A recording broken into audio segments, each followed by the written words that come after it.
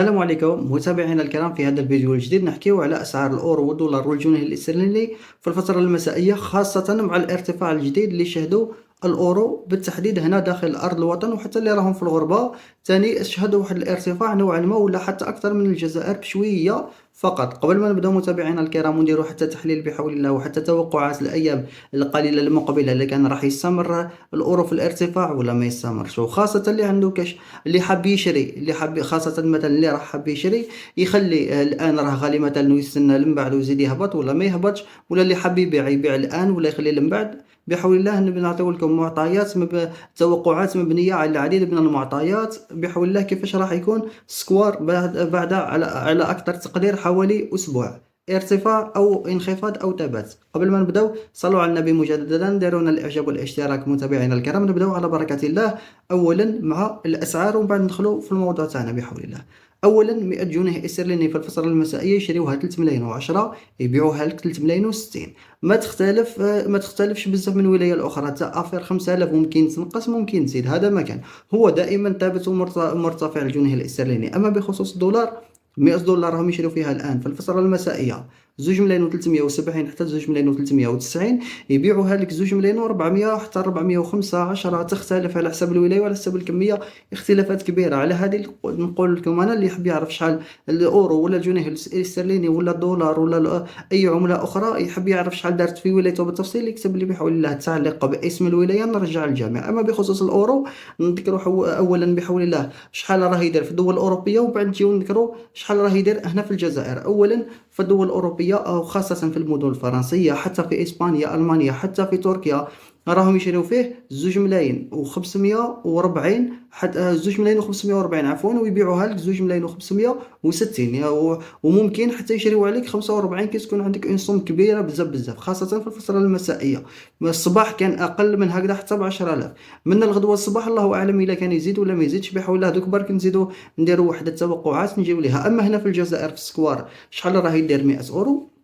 100 اورو هنا في الجزائر في السكوار راهم يشريو فيها 2 ملايين و540 في الفترة المسائية. كاين بعض الولايات بزاف يشريوها و30، كاين حتى ل 35. المهم في العموم كاين حتى اللي راهم الآن خاصة كي تعود عندك لاصوم كبيرة يشريو عليك ب 40 في الفترة المسائية. في الفترة الصباحية كان أقل من هكذا ماكسيموم 30. أما بخصوص المبيع راه زاد طلع حتى ل 60، يبيعوها لك حتى 2 ملايين و560. وصراحة من المرتقب في الأيام القليلة المقبلة، كاين اللي يقول لك إلا كان يزيد يرتفع بزاف بزاف يتوقع، ولا يطلع غير شويه ولا يثبت. صراحه حسب جميع التوقعات من المرتقب الاورو يطلع حتى لجهه 2 ملايين و550، هذه حسب التوقعات وحسب المعطيات الحاليه المتواجده، الا اذا ما صرتش عليها كاش تغيرات كبيره. موالف مثلا تكون دير توقعات بلي راح مثلا يوصل 2 ملايين و550. انا صراحه تاع 2 ملايين و500 و 2 ملايين و600 اللي يتوقعوها صراحه نستبعدها، خاصه في الايام المقبله ولا حتى في الاسابيع القليله المقبله. الاسابيع ممكن على بضعه اسابيع اطول، ممكن الله غالب، الله اعلم على حسب المعطيات كيفاش الويان تتغير، ولا حتى عندها بزاف عوامل، حتى فيها منحة السفر وفيها مئة من حاجة ممكن تأثر عليها. ولكن حسب جميع المعطيات الحالية ليس من المتوقع كليا باش يوصل ل2 ملايين و600، هذه بكل صراحة. أما في الأيام القليلة المقبلة ممكن جدا يوصل حتى ل 2 ملايين و550، وممكن حتى أكثر بشوية، إلا إذا مثلا جاتو كاش قرارات ولا كاش تغيرات داخل ولا خارج الوطن. تعرفوا من راس تأثيرات من قرارات من الرئيس ولا حتى من أي رئيس حول العالم كما دار ترامب مؤخرا، ولا ممكن يرتفع واحد الارتفاع جنوني، ممكن يهبط. الجماعة اللي راهي حابة تشري صراحة هذا الوقت ما تاع الشرية. لو كان شي انا مثلا في بلاصتك راه طالع بزاف، خصوصا راه من 50 حتى ل 60 يبيعوها لك 2 ملايين و550 حتى ل 2 ملايين و560. وكاين حتى اللي ربما اكثر في بعض الولايات اللي يشريوها مصرية يشريوها غالي، حتى هم يزيدوا يعاودوا يبيعوه غالي. لهذا صراحة هو الوقت الصعيب. تقول لي نخلي من بعد، صراحة ما كاين حتى معطيات باللي من بعد راح يزيد يهبط الاورو. صراحه هذه باش نكونوا واقعيين، ما كاينش يعني مؤشرات باش من بعد يهبط الاورو. كل المعطيات تاكد لك باللي ممكن راح يزيد يرتفع ويرتفع ويرتفع اكثر فاكثر.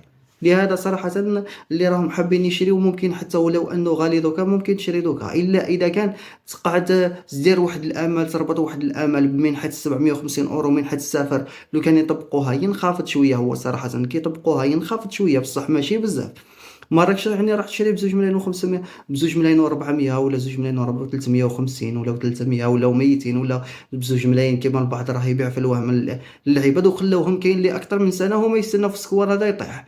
يقولوا لهم يطمعوا فيهم راح يولي 2 ملايين. اصبر ما تشريش، تولي تشريها 1400، تولي تشري 1500، تولي تشري 1600، السكوار راح يتغلق هذيك ويديروا لهم في البلبله ويرويو فيهم ويخليوهم مساكن حاصلين وتلفت لهم وتايهين كيفاش يشريو ما يشريوش، يبيعوا ما يبيعوش. صراحه هذيك اللي يقول لك راح يوصل ل 2 ملايين ما يستحيل تسبع. حتى الجماعه كاين اللي يقولوا لهم راح يتغلق السكوار وراح يغلقوه ويجدوا روحكم يسموا السريه الفلانيه، وكاين شغل الفئه هذيك اللي يحبوا يهبط، وكاين مشكله حتى الفئه اللي تحب الاورو هذيك دائما طالعه وتستعمل هذه تغلق السكوار. صراحه باش نكونوا حنا في الحياد في النص، لو كان الجماعه صح راح مثلا نقولوا هاي تغلق السكوار، هاي تغلق السكوار، مستحيل يهبط الاورو، بالعكس يزيد يتشعل اكثر واكثر. يولي كاين العرض ويقعد كيما هو، بالعكس يولي اكثر طلب. نقولوا هاي يقعد غير كيما راه هو يقعد طالب كبير وكبير وكبير جدا كيما راه صاري حاليا. ومن بعد هذاك الطالب والناس اللي راه يتحوس على الاورو وتشري الاورو ويروحوا للسكوار ويلقاو السكوار مغلوق وما كانش اللي يبيع لهم. ومن بعد كيفاش يوليو يديروا؟ يوليو يحوسوا هما بالرق الناشف كاش ما يلقاو الاورو. لو كان يلقاوه، وهذوك العباد اللي يوليو يبيعوا فيه هما قلالين مثلا ويبيعوا حتى انوار، هو اصلا انوار الان. ولو كان يوليو يبيعوه مثلا خلاص يبيعوا غير تحت الطاوله كما يقولوا تحت الطابله وخلاص، ولا غير بالسعر. كيفاش راح يوليو يبيعوه؟ راح يزيد يولي يطلع صح ل 3 ملايين ولا يطلع حتى لاكثر. لهذا الجماعه هذيك اللي راهي كاين اللي تحب تهبط الاورو وتقول راح يتغلق السكوار وخلقوا السكوار ومنه كاين يتغلق السكوار وما يكونش كاين البديل، راح يرتفع واحد الارتفاع جنوني الاورو. وماشي غير الاورو، اي عمله اخرى خاصه الدولار والجنيه الاسترليني ثاني. ثم لو كان يتغلق السكوار ما راحش يتغلق مثلا غير على الاورو، يتغلق ثاني على الدولار، على الجنيه الاسترليني، حتى على باقي العملات.